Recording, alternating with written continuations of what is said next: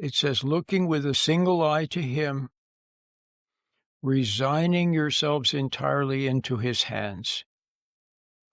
So by sitting quietly, closing your eyes, looking at the inside of your eyelids, you are outside of thought. And there you can receive something from God, something intuitive, something wordless, some divine, ethereal something that filters down to your mind. Now, where is it that we spend most of our time when we haven't learned this practice? We spend most of our time lost in our thoughts. We spend most of our time down below, lost in our thoughts, daydreams, fantasies, imagination, reliving the past, rehearsing for the future. You see what I mean? Down in our thoughts. And where do our thoughts come from down there? Well, not sure. But whatever they are, at this point, or basically in most of our lives, they serve as a distraction or a temptation or both.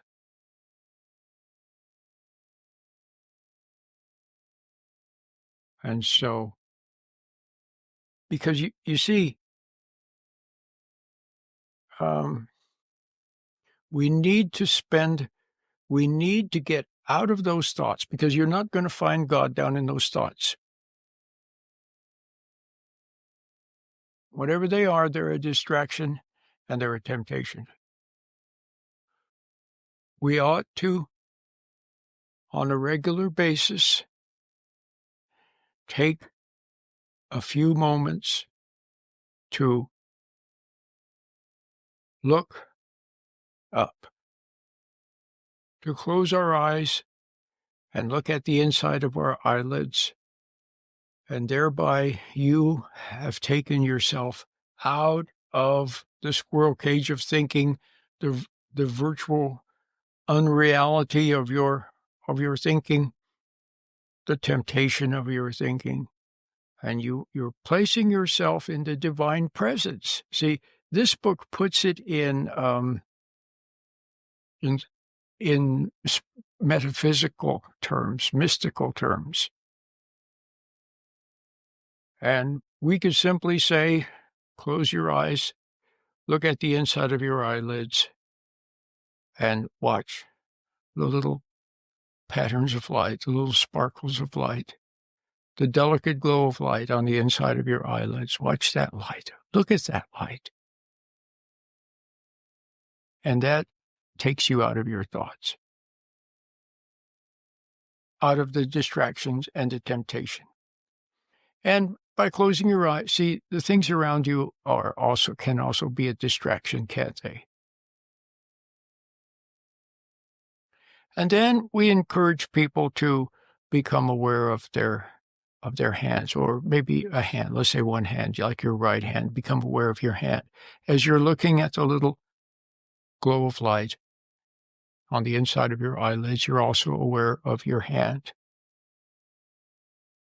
And as you're aware of your hand, your awareness of it, your cognizance of it, your acknowledgement of it, your loving attention to it. See, you're giving your attention. See, the problem is you go out into the world and things grab your attention to the point that you are no longer in charge of your own attention.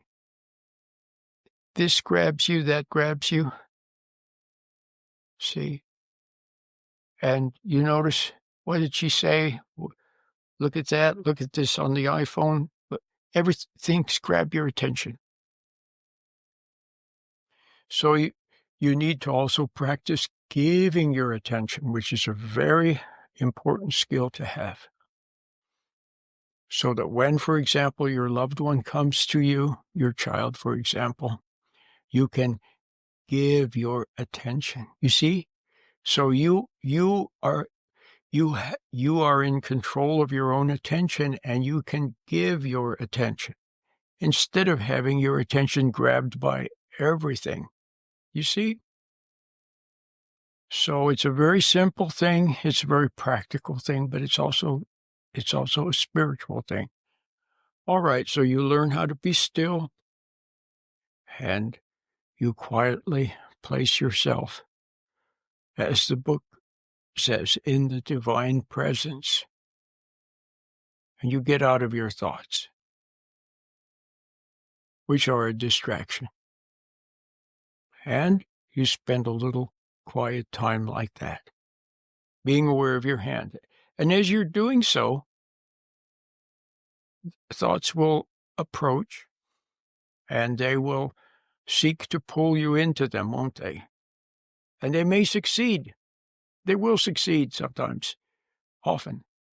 They will pull you into them, but then somehow, mystically, magically, something makes you aware that you were lost in thought, and now you're not lost in thought anymore.